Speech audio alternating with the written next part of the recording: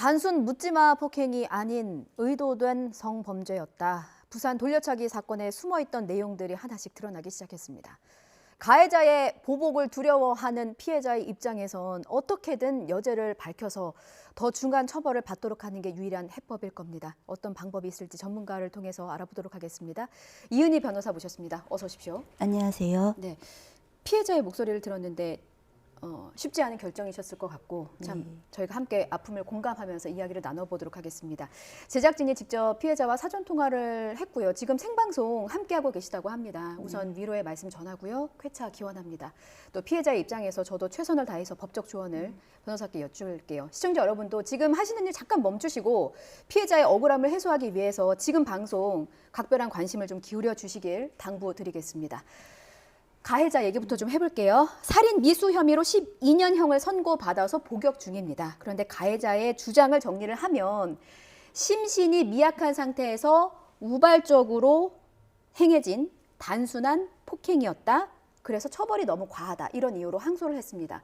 일단 어떻게 보셨어요? 이게 처벌이 과한 거 맞습니까?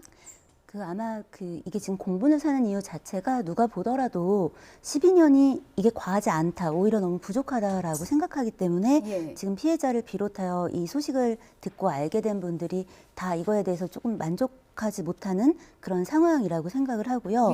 자, 이제 가해자는 왜 그런 생각을 하냐면 가해자는 자기가 이제 그동안 많은 범죄를 저질러서 수감이 됐던 경험이 있는 거예요. 재판을 받고 수감이 되고 했던 전과 18범이더라고요. 그렇죠. 그러니까 이제 이 사람은 내가 이 강간이라든가 성범죄에 대한 고의 같은 걸 부인하고 내가 이거 단순 내가 좀 심신이 미약한 상황에서 내가 우발적으로 저지른 살인미수다라고 하면 한 1년 6개월에서 뭐 2년, 3년 뭐 이런 정도의 형이 나올 거야라고 생각을 했던 겁니다만 사실은 살인에는 대법원 양형 기준 안에서도 한 5가지 정도로 분류를 하고 있습니다. 왜냐하면 살인도 다 같은 살인이 아니거든요. 그러니까 일반적인 살인이 있고 하지만 그 살인의 동기가 그 비난할 만한 동기를 가진 살인이 있고요.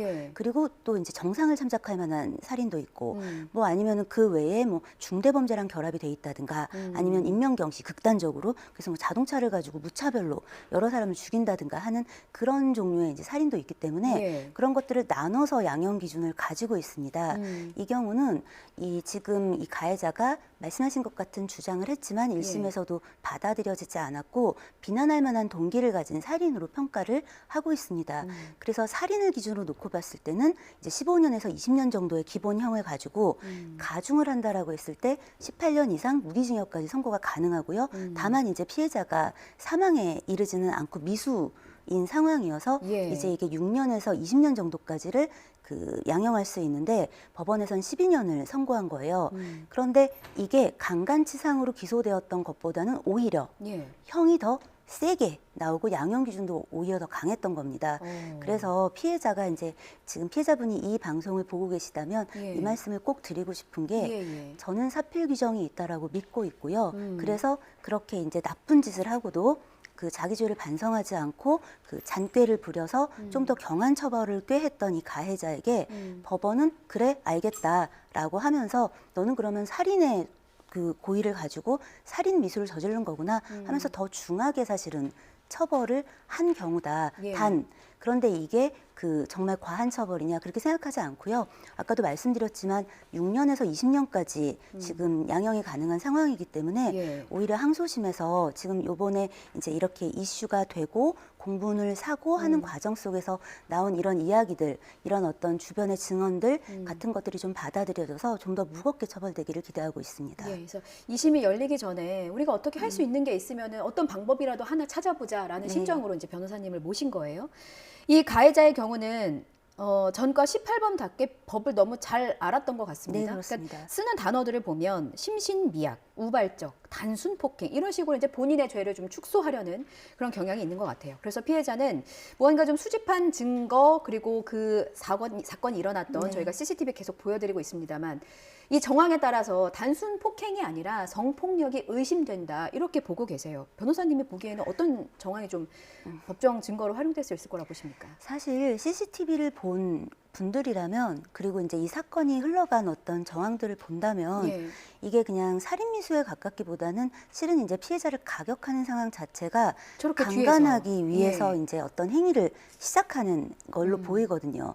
그래서 만약에 이 가해자가 오히려 저는 사실은 이분을 성범죄 대상으로 보고 이렇게 했습니다. 라고 오히려 수사기관에서부터 자백했다면 예. 실은 강간치상으로 기소되고 좀 경하게 처벌됐을 거예요. 지금보다는. 그런데 이제 그렇게 그러니까 하지 법적인 않은 거죠. 형량을 지금 비교를 해주시는 네. 거죠. 예. 근데 이제 이게 성범죄가 의심된다라는 정황이 완전히 배제된 게 아니라 판결문에 그렇게 기재하고 있지 않을 뿐 이 얘기들은 재판에서도 이제 오고 갔고 그런데 이제 수사 과정에서 보면은 진술조서라는 게 만들어지고 그게 이제 증거로 제출이 됩니다. 예. 근데 이제 피의자였던 가해자가 피의자 시절에 이제 나는 그런 고의가 아니다 이렇게 이야기했던 것들이 사실은 다 참작이 돼서 그러면 어쨌든 살인의 동기였다는 거네라고 이야기하고 있고 살인 미수로 처벌하고 있을 뿐 예. 사실은 이제 이 사건에 대해서 좀 성범죄가 의심되고 되게 중한 고의가 있다라는 점은 재판부가 받아들인 겁니다. 그렇군요. 네. 그래도 이 사라진 7분에 대해서 뭔가 구체적으로 명확하게 수사가 이루어지길 바라는 건 이 사건을 접하는 국민들이나 그리고 방송 보고 계시는 피해자나 마찬가지일 것 같습니다. 당시에 그 사라진 7분 동안에 이제 피해자가 발견됐을 때의 정황을 좀 설명을 드리면 바지 일부가 벗겨져 있었고 네. 속옷이 다리 한쪽에 걸쳐져 있었고 뭐 이런 상황들이 있었습니다. 아쉬웠던 점은 가해자는 피해자께서는 정신을 잃으신 네. 상태였기 때문에 피해를 진술할 수가 없는 상황이었고 네. 그러면 수사기관이 나서야 되잖아요. 네. 경찰은 당시 바지 일부분에 대해서만 면봉을 문질러서 증거를 채집했다고 합니다. 사실 바지나 속옷이나 뭐 전체를 좀 검사를 했다면 가해자의 어떤 그 성폭력을 좀 더 입증할 수 있는 확실한 증거를 채집할 수 있지 않았을까라는 의구심, 아쉬움을 좀 지울 수가 없을 것 같은데 어떻게 보십니까? 그렇죠. 저도 그거는 마찬가지로 공감합니다. 예. 사실 그 경찰에서 매뉴얼은 모든 경찰이 동일하게 갖고 있지만 그 매뉴얼을 받아서 실행을 하는 사람은 굉장히 편차가 커요. 예. 근데 이제 이 사건에서 사실은 이제 피해자가 머리를 상당 부분 가격당해가지고 피를 흘리고 정신을 잃고 발견이 됐잖아요. 예. 그러다 보니까 이제 처음에 아마 출동했던 경찰 입장에서는 이거는 좀 상해 혹은 어떤 살인 이런 어떤 그런 중한 범죄의 상황이 아니었겠나라고 생각해서 예. 실은 이제 가해자가 누군지를 아직 체포하지 못한 상황이니까 그 바지에서 이제 좀 DNA가 나올까 해서 바지 겉부분에서만 아마 그 면봉으로 DNA 채취하는 어떤 시도를 했던 것 같습니다. 예. 이게 만약에 처음에 성범죄가 의심이 됐다라고 하면은 바지는 물론이고 속옷 부분도 다 이제 그 병원에서 이제 벗기고 난 다음에는 예. 이 국가수 같은 곳으로 보내져서 이제 검취됐어야 되는데 그 부분이 이루어지지 않았고 사실은 이제 피해자의 몸에 대한 어떤 조사나 검사도 이제 되지 않았던 거죠 그 당시에. 그 부분이 예, 굉장히 그 부분은 아쉬움을 굉장히 받습니다. 아쉽습니다. 예. 피해자가 성폭력을 의심을 한 건 사건이 일어나고 네. 나서 한 달이 좀 지난 네. 시점이었어요. 왜냐하면 피해자는 의식이 한동안 없으셨거든요. 당장은 뇌를 크게 다치셔서 머리 치료받느라, 다친 몸 치료받느라 늦었습니다. 이런 경우에 뒤늦게라도 좀 입증할 수 있을 만한 증거나 증언들이 제출이 된다면 성범죄 인정받을 수 있습니까? 뭐 이제 한 달 후든 그게 1년 후든 얼마든지 고소할 수 있고 사실 네. 수사는 될 수 있는데 문제는 뭐냐면 이제 지금 이 사건이 나중에 다시 추가로 기소될 수 있을 것인가는 기소는 또 될 수 있다 치더라도 예. 이게 재판에서 유죄로 별도의 어떤 강간 또는 강간미수 같은 것으로 인정받을 수 있을 것인가가 좀 이게 그 경계선상에 있습니다. 왜냐하면 지금 이 살인미수를 평가받는 거에 있어서 예. 이날의 어떤 상황들이 우선 다 평가가 된 거예요.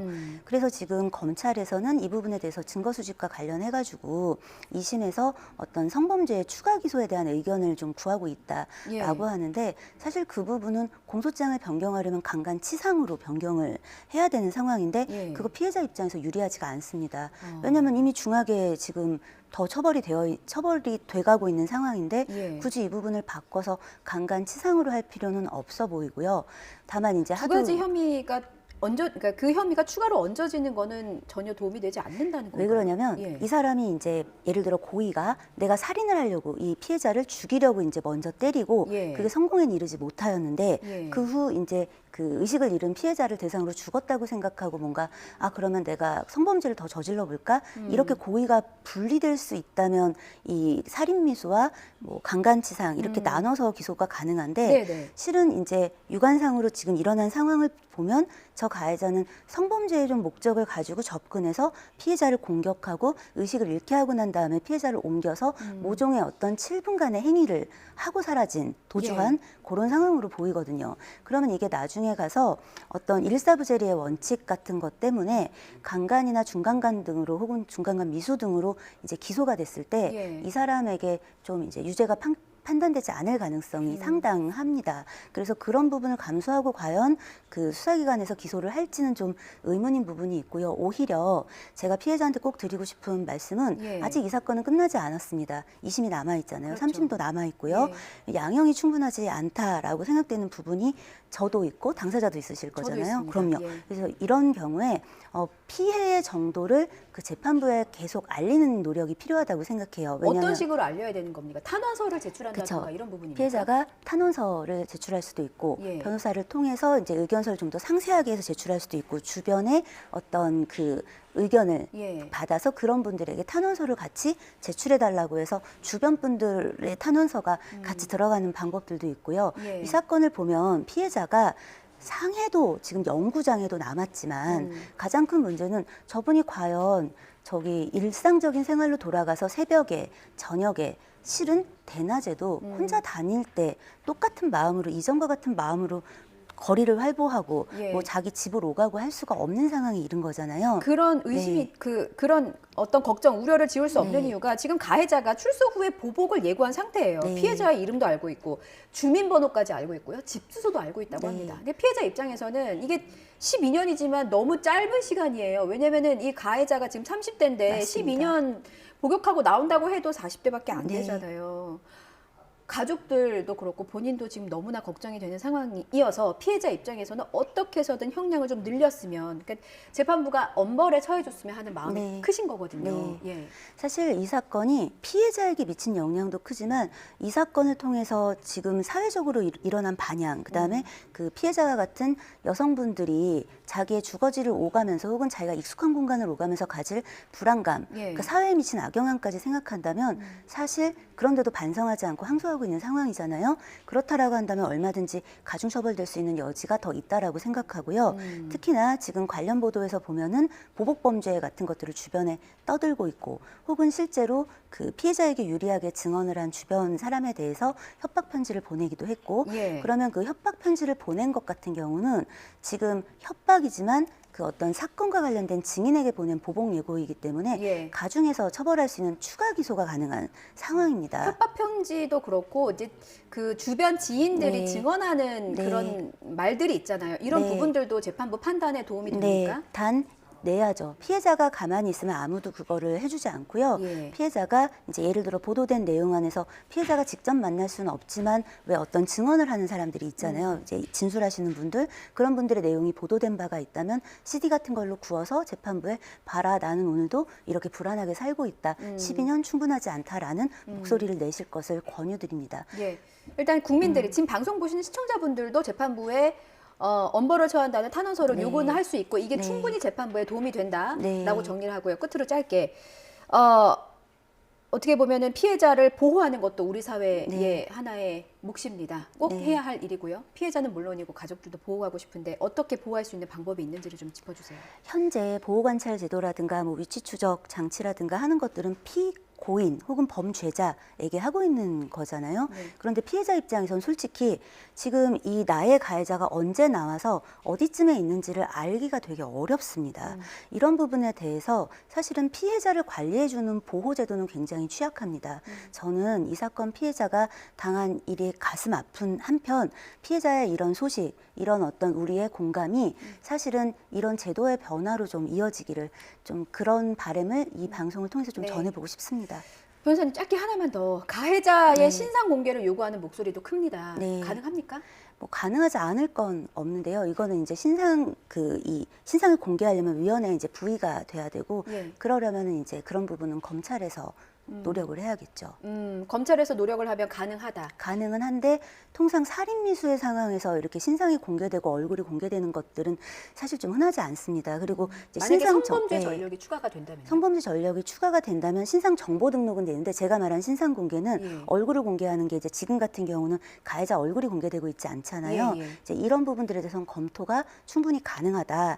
단 뭐 이제 성범죄에 관련해서 알림 등록 적으로 이제 네네. 확인할 수 있는 그것은 성범죄로서 처벌이 돼야 좀 가능한 부분이 있습니다. 그렇군요. 네. 어쨌든 살인 미수라는 네. 극악무도한 범죄를 저질렀고 네. 신상 공개를 요구하는 목소리가 점점 더 커지고 있고 여기에 응답하는 거 이제 검찰의 몫이다. 네, 검찰과 법원의 몫이겠죠. 검찰과 법원의 네. 몫이다. 충분한 답변을 해주시길 기다리고 있겠습니다. 이은희 변호사였습니다. 잘 들었습니다.